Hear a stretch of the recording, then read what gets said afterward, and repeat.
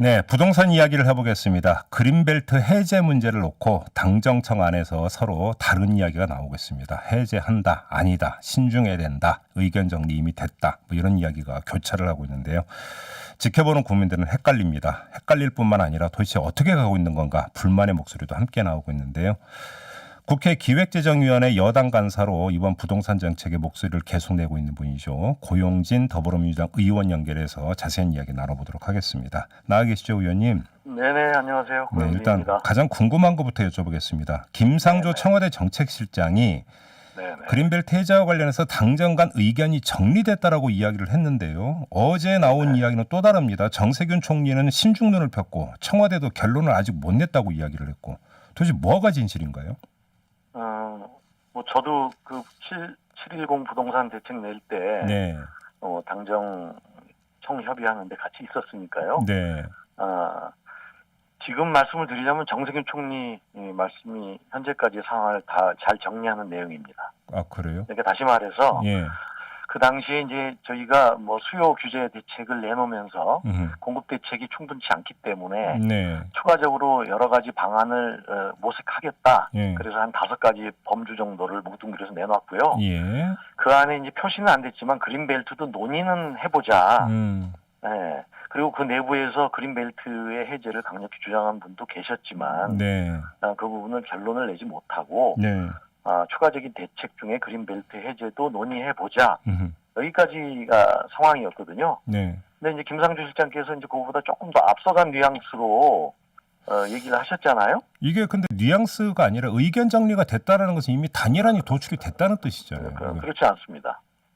그렇지 그래요? 않고요. 예. 뭐 여러 논의 중에 그걸 주장하는 분들도 계셔요. 네. 그런데 그거는 안 된다고 하는 분들도 지금 많이 계시고.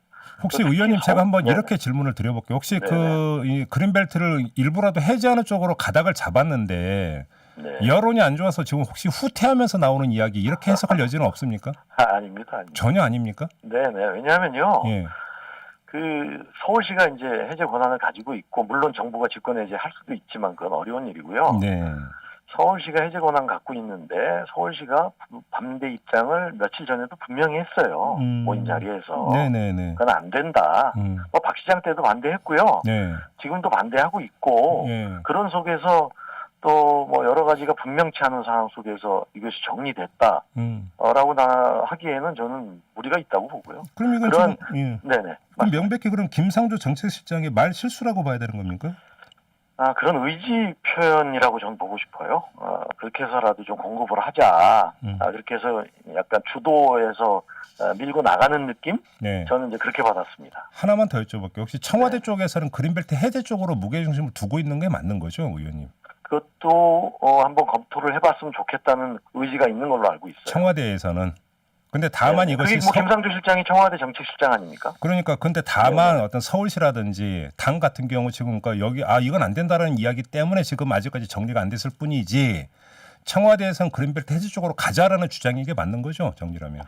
어느 정도 내부에 그런 의견이 있는 걸로 알고 있고요. 그래서 네. 그런 제안을 했고요. 예. 거기에 대해서 당에서도 일부는 찬성을 하고 또 일부 서울시와 당의 일부는 또 거기에 신중론을 가지고 있고 또는 심하게는 반대하기도 하고 네. 그런 상황이니까 정리됐다고 하는 거는 저는 알겠습니다. 안 맞다 이렇게 봐요. 아무튼 그러고 나서 청와대에서 결론을 아직 못 냈다는 이야기는 청와대가 좀 반부 후퇴한 걸로 해석을 하면 되겠네요. 정리를 하면. 좀 더 신중히 보자는 취지인 것 같죠? 알겠습니다.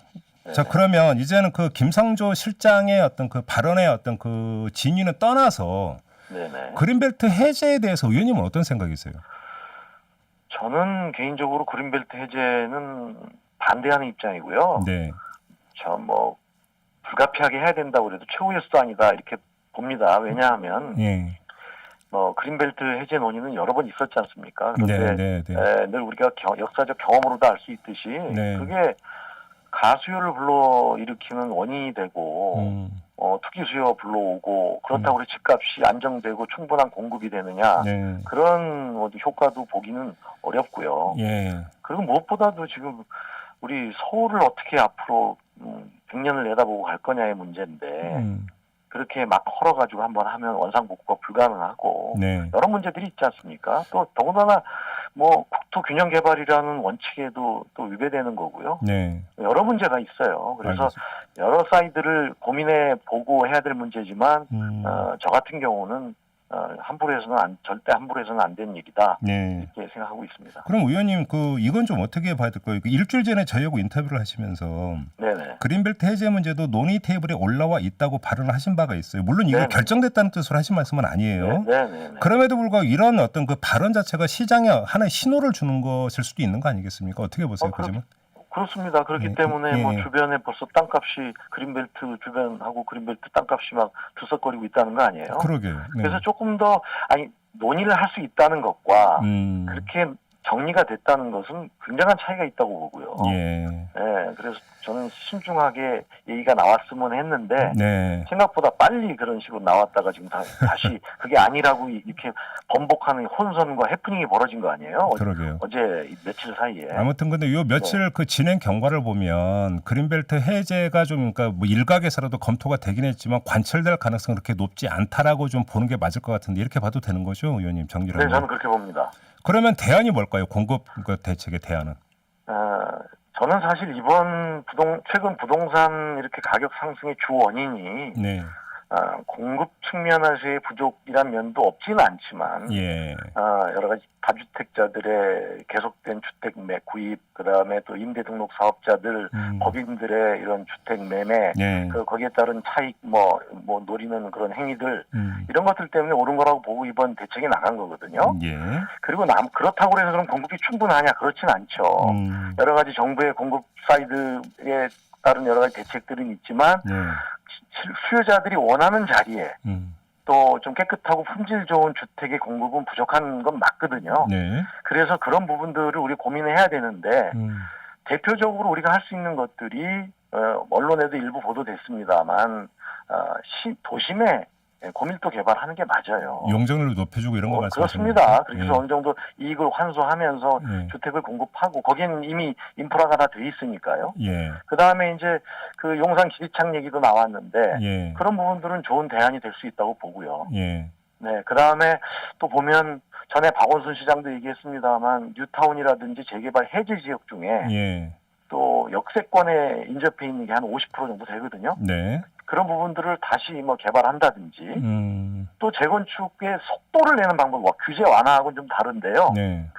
관리처분 계획 들어가 있는 이런 단지들 같은 경우 나머지 행정 절차들을 최대한 빠르게 해서 좀 땡겨주는 그렇게 주택 공급에 좀 빨리 된다는 신호를 주는 그런 대책들 이런 것들이 종합적으로 된다 그러면 저는 주택 공급에 있어서의 문제는 해결될 수 있지 않을까. 그럼 의원님 지금 말씀 여러 가지를 나열을 해주셨는데 지금 그거는 그러면 본격적으로 논의가 되고 있습니까? 당정청 간에? 그렇습니다. 그거는 예를 들어서 그러면 용적률을 높여주는 권한은 서울시에 있는 건가요? 중앙정부에 있는 건가요? 서울시에 있습니다. 서울시는 어떤 입장이에요? 용적률 서울시는 이미 역세권에다가는 용적률 인센티브를 주고 그래서 더 밀도 있게 짓게 한 다음에 일정 정도 거기에 따른 주택의 일부분을 임대주택으로 환수하는 그런 걸 이미 하고 있고요. 네. 그걸 꽤 의욕적으로 하고 있어요, 지금. 여러 군데 지금 지정을 다 해놔서 특히 청년, 신혼, 이런 수요자들이 들어갈 수 있는 주택 공급, 이런 것들을 서울시는 이미 하고 있고, 이제 정부도, 예를 들어, 코레일 땅이라든지, 이런 것들 이런 이전한 시설, 이런 것들에다가 그렇게 고밀도 개발을 할 수 있는 거거든요. 네. 그런 걸 한다든지, 기타 다른 방법들을 예를 들어서 지난주에 나왔던 게 그 태릉 군 골프장에 아파트 짓는 방안이라든지 더 나아가서 범위를 넓혀서 군 골프장에 그 집을 지어서 공급하자라는 게 김진표 의원의 어떤 제안이었던 걸로 알고 있는데 이것도 좀 검토가 되고 있는 겁니까? 제안이 있는 건데 국방부는 굉장히 반대하고 있죠. 그다음에 태릉 골프장 같은 경우는 동시에 또 그린벨트예요. 거기 네, 그린벨트이기 때문에 과거에도 얘기 나왔지만 반대가 많아서 그거는 관철이 안 됐고요. 그 부분도 그린벨트를 과연 그렇게 허는 것이 맞냐? 정부 시설이라고 해서 그거에 대한 충분한 논의가 어. 있어야 된다고 봅니다. 그럼 의원님 말씀 이제 태릉 골프장은 아니라는 말씀이신데 그러면 하나 좀 궁금한 게 그때 이게 네. 이야기가 왜 나왔냐면 네네. 김현미 국토교통부 장관이 정경도 국방장관을 만났다는 거 아니겠습니까? 그러면서 네네. 무슨 얘기를 오갔을까? 그러면서 이야기까지 나온 건데 왜 만난 건가요? 그럼 두 분은? 언론 보도로는 두 갈래로 나갔잖아요. 원래 예정된 약속이어서 이것저것 했다는 거지만, 네. 지금 이게 핫 이슈인데 그거 얘기를 안 했을 수는 없죠. 그러니까요. 여러 가지, 근데 그것이 그 골프장 외에도, 네. 군 국방부 시설들이 도심에 여러 군데 있어요. 어, 네네. 그런 것들에 대한 이전 계획을, 이전 요구를 김현미 장관이 이제 나름대로 하고 있고, 아하. 논의하고 있고, 예. 과거에 태릉 골프장 같은 경우는 국방부가 아주 강력히 반대했다는 거를 네. 누구보다도 김현미 장관이 잘 알고 있고 국방부의 도움이 없이는 어렵다는 거를 얘기를 하더라고요. 그러면 지금 그 도심에 있는 군 시설 예를 들어서 어떤 게 있는 거예요? 도심에 예를 들어서 제가 정확히 그쪽 분야가 아니어서 알지는 못하지만 예. 여러 가지 군 수방사라든지 저 기타 관악구 쪽에 수방사 저기 땅이 있습니까? 네네 일부 있는 걸로 알고 있습니다. 그것도 좀 보도가 나오던데 그럼 이런 이야기가 오갔을 가능성이 있는 건가요? 글쎄 제가 그걸 함부로 얘기하기는 어렵죠. 그럴 것이다라고 보여지는 그런 보도가 있었죠. 알겠습니다. 제가 확인 안 했습니다. 네, 장관님 이야기 나왔으니까 짧게 하나만 더. 추미애 네네. 법무부 장관이 그 그린벨트 관련 언급을 해가지고 이런저런 이야기가 나오던데 어떻게 보세요, 의원님은? 이게 이제 그린벨트 부분이 그만큼 우리한테는 핫 이슈라는 얘기고요. 예. 조금 저도 놀라긴 했어요. 아, 놀라셨어요? 예, 법무부 장관께서 갑자기 그 말씀을 하셔가지고. 네, 근데 추미애 장관은 나도 국무위원이라 얘기할 자격이 있다고 네네. 저는 적어도 한 도시와 국가의 중요한 이슈에 대해서는 예.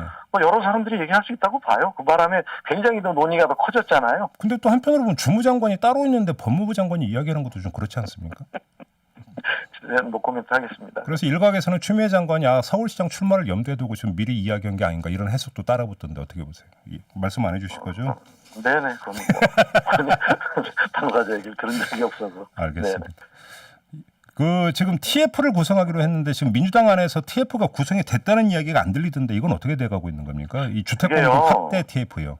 네. 그 경제부총리 주재로 이제 부동산 대책 TF가 구성이 돼 있고 네. 거기에 당정이 좀 함께 하고 있고요. 네. 근데 그것만으로 우리가 여러 가지 아이디어를 모으는데 부족하지 않겠냐라는 취지에서 당에서도 어떤 제안을 하고 대책을 마련해 보자. 네. 라는 취지의 이제 부동산 TF 구성 제안이 있었고요. 그런 부분들에 대해서 지금 의견을 모으고 어떤 멤버 정도로 해야 되는지 네. 이게 논의 중에 있는 정도입니다. 아직? 예. 네네. 아직 구체적인 성과라든지 지금 이런 건 없고요. 알겠습니다. 논의하고 있는 단계입니다. 의원님께서 지금 그 기획재정위원회 간사시니까 어차피 이제 그 세율 조정, 종부세 세율 조정 이제 그 그러니까 상임위가 기재위 아니겠습니까? 네네 맞습니다. 저희가 며칠 전에 그 열린민주당의 김진애 의원하고 인터뷰를 했는데 최고세율 6%를 적용받는 다주택자 찾아보니까 20명밖에 안 되더라 이렇게 주장을 하던데 맞습니까? 그거는 이제 아마 자료를 2018년 자료를 받아보신 맞아요. 거고요. 예, 맞아요. 그때는 이제 개인은 20명인 건 맞아요. 네. 근데 그때 법인도 한 103개가 있어서 대상은 한 180 그렇게 되면 183인가 123인가요? 그렇고요.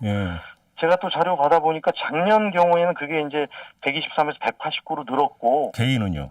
네. 그리고 개인이, 한 30명 정도 더 늘은 걸로 제가 그렇게 얘기 들었고요. 예. 법인도 좀 늘었고. 그래서 종부세 비중도 지금 그렇게 적은 숫자지만 작년에 15%나 됩니다. 종부세 비중이.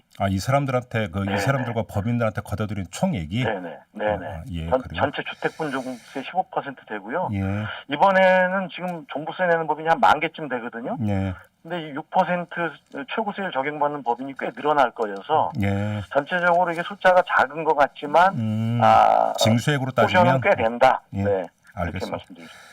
자, 말씀 여기까지 드릴게요. 고맙습니다, 의원님. 네, 고맙습니다. 네, 지금까지 더불어민주당의 고용진 의원이었습니다.